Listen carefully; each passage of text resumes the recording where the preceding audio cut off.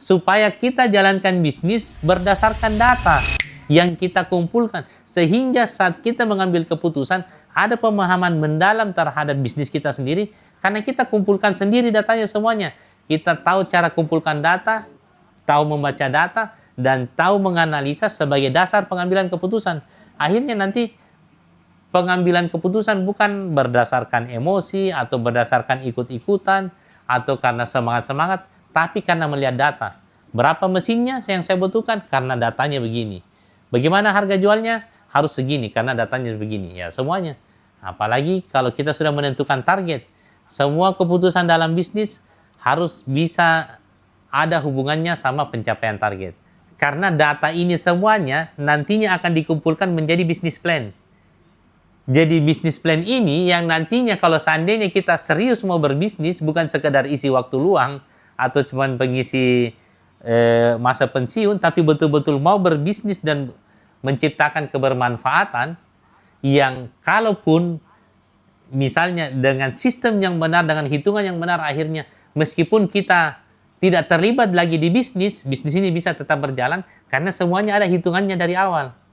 Makanya jalankan semua itu worksheet dari awal, mulai dari nilai investasinya, setelah itu bikin targetnya, setelah ini ada lagi worksheet tentang bikin strateginya. Karena nantinya kalau seandainya pun kita tawarkan ke investor dengan menyajikan data ini semuanya, dengan data yang benar, berapapun kita minta investor pasti berikan. Tidak ada bisnis yang jelek. Yang salah biasanya waktu kita jalankan tidak ada target dan strategi yang benar waktu menjalankannya. Karena logikanya, bisnis apapun ya Pak, khususnya bisnis laundry ya, bisnis apapun, kalau kita bikin bisnisnya sesuai dengan kebutuhannya market, karena kita sudah riset marketnya, dan lebih bagus daripada kompetitor, karena kita sudah audit kompetitornya.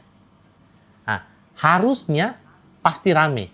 Kalau tidak rame dan tidak tercapai targetnya, itu karena kita tidak menyampaikan dengan benar kepada market bahwa saya punya yang kamu butuhkan, saya punya yang kamu inginkan, dan saya bisa menjadi solusi bagi masalahmu lebih bagus daripada kompetitor.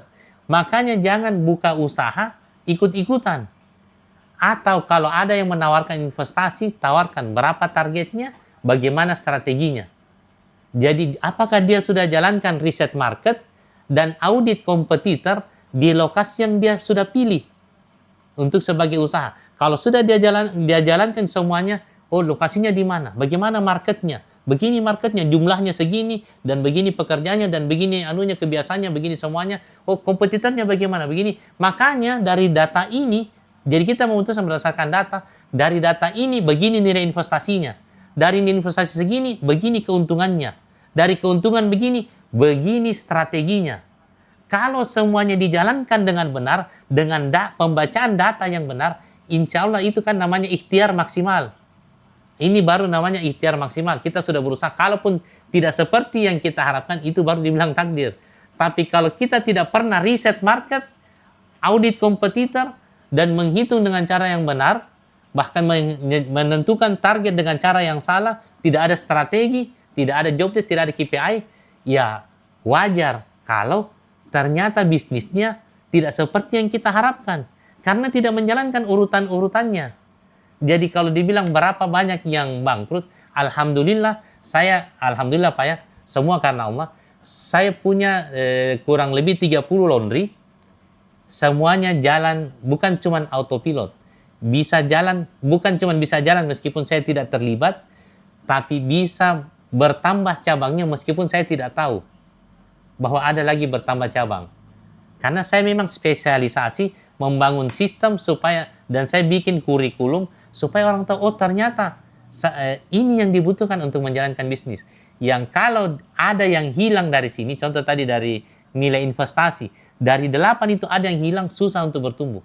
Dan kalau sudah benar penghitungan targetnya, tapi sudah benar penghitungan nilai investasinya, dengan cara yang benarnya, dengan mempertimbangkan banyak variabel, tentukan targetnya, karena ada dasarnya dari investasi. Dari targetnya, tentukan strateginya. Nah, ini tadi yang saya bilang, kalau masalah sudah diajarkan semuanya, kalau tidak dijalankan, saya juga angkat tangan. Tapi kalau saya cuma mau, meskipun nanti kadang Bapak Ibu semuanya kayaknya kurang paham dengan apa yang saya jelaskan, tinggal tanya yang pertama, yang kedua, kerjakan semua worksheet-nya.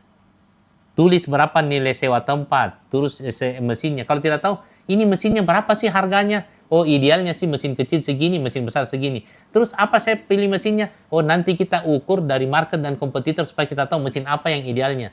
Jangan terlalu mahal, jangan juga terlalu murah. Nah, terus bahan pendukungnya apa, berapa nilainya, ujung-ujungnya. Itu saya cuma kasih contoh ya, 200 sampai 300, karena saya seringnya buka seperti itu. Saya tidak pakai selalu investasi yang kecil, bukan karena saya kebanyakan uang, karena saya selalu mainnya di lokasi yang strategis. Dan saya tidak mau kalah bersaing sama kompetitor, dan saya tidak mau bikin bisnis yang tidak sesuai dengan kebutuhannya market. Karena ujung-ujungnya mengelola bisnis yang asetnya 50 juta dengan 50 miliar, itu capeknya sama.